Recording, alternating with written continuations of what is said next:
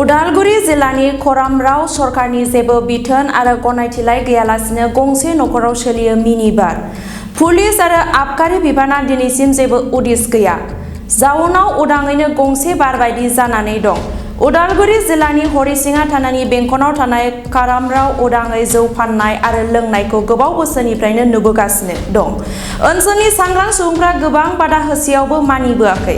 गोबां समावनो पुलिस आरो आबकारी बिफाननिफ्राय जौ फाननायखौ हमनाय आद्रि खालामनायखौ नुदोंब्लाबो खरामरावनि गलाफोराव उदाङै जौ फाननायखौ होबथानायखौ नुबोआखै। सरकारनिफ्राय जेबो गनायथि आरो बिथोनलाय गैयालासेनो उदाङै फाननाय आरो उदाङै बार बायदि खालामनायखौ नुदों। हरिसिङा थानानिफ्राय दिनैसिम जेबो एक्सन लायाखै। सोंथिया बेसोदि बैफोर आयेन बेरेखायै जौ फाननाय आरो मिनि बार बायदि गलाफोरखौ बन्द खालामगोन ना हरिसिङा थानानि पुलिसा?